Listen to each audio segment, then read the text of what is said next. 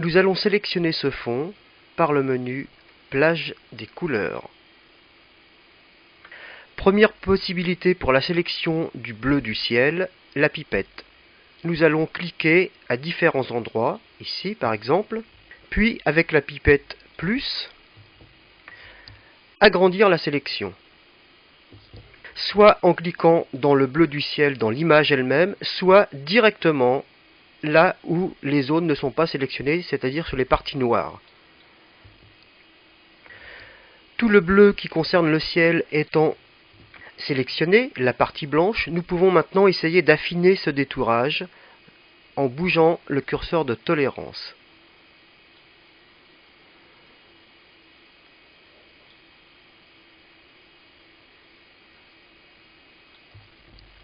Pour ce type de détourage, malheureusement, la zone de finesse sera toujours un peu dure avec ce type de sélection pipette.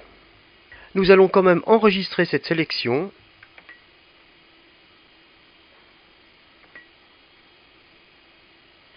car elle nous servira plus tard. Pour la mémoriser, tout simplement cliquez sur l'icône de sélection.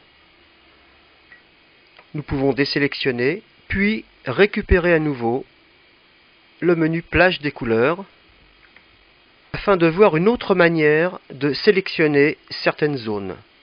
Puisque le ciel est surtout composé de bleu, nous allons faire une sélection issue des bleus de la roue chromatique. Ce type de sélection, moins contrasté que la première, a l'avantage d'être beaucoup plus complet. Effectivement, ici nous voyons beaucoup plus de petits cheveux fins. OK sur cette nouvelle sélection, puis comme tout à l'heure, mémoriser cette sélection, donc là en couche alpha numéro 5. Puis désélectionner. Nous allons maintenant travailler cette couche alpha numéro 5 afin d'en faire un masque photographique demi-ton appelé en photogravure masque flou. Ce masque devant être blanc dans les parties sélectionnées, noir dans les parties non sélectionnées et surtout conserver des demi-tons dans les finesses des cheveux.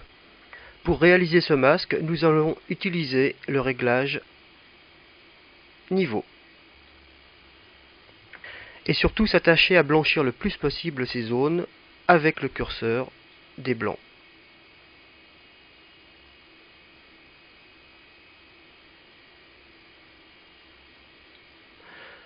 Nous pouvons, grâce à la palette des infos, vérifier qu'ici il y a bien maintenant dans le fond 0%. Dans certaines zones, il y a encore quelques points, 7%, 9%. Ces petites imperfections seront réglées plus tard. Pour l'instant, OK sur les niveaux.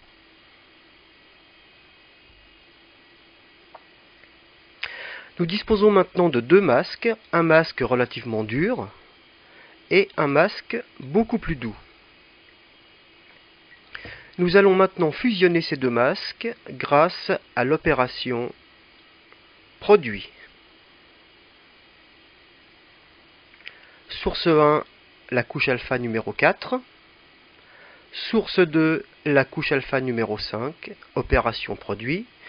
Et nous allons maintenant régler l'opacité du masque numéro 5 sur le numéro 4 pour faire un nouveau masque conservant les qualités de chacun. 50% d'opacité. Voilà, notre masque est presque terminé.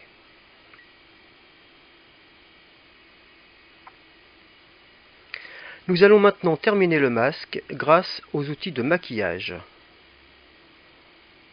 Tout d'abord, choisir une grosseur de pinceau, puis avec l'outil densité moins, en travaillant uniquement dans les tons clairs, nous allons pouvoir, grâce à une exposition, c'est-à-dire une puissance d'application de l'outil relativement légère, éclaircir au maximum les parties blanches du masque, sans toutefois rentrer dans les petites finesses des cheveux.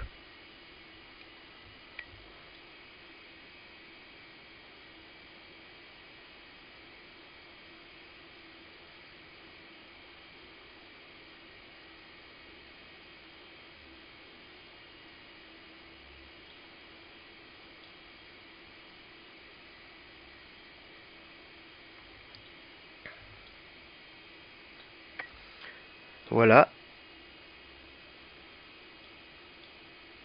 Quelques petites zones ici. Puis utiliser l'outil Densité Plus dans les tons foncés pour remonter les quelques petites valeurs qui ne sont pas assez sombres ici. Voilà. Voilà. Un zoom pour contrôler le masque. Nous voyons maintenant une partie foncée, masquée, une partie claire non masquée et surtout des parties demi-ton qui serviront à une fusion parfaite lors du montage incorporation des deux images. Retour au plein écran. Pour gagner en poids de fichier, nous pouvons maintenant éliminer la couche alpha numéro 4 ainsi que la couche alpha numéro 5.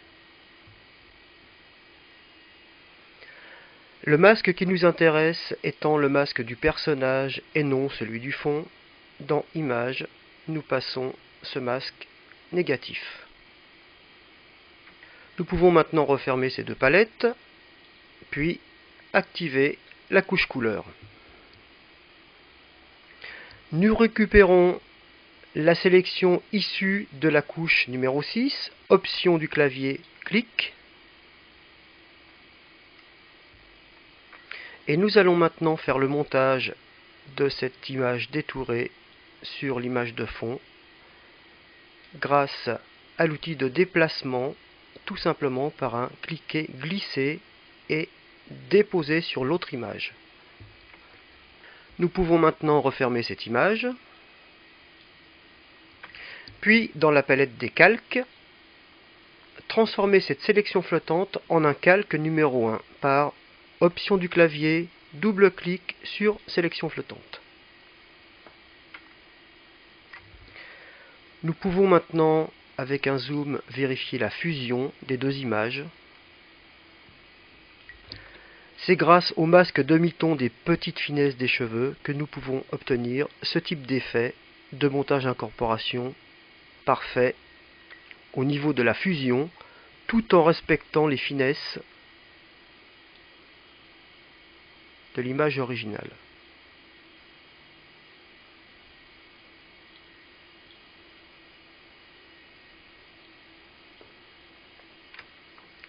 Retour à l'image plein écran. Puis pour terminer, aplatir l'image, c'est-à-dire fusionner le calque 1 et le calque 2 pour n'en faire qu'une seule image.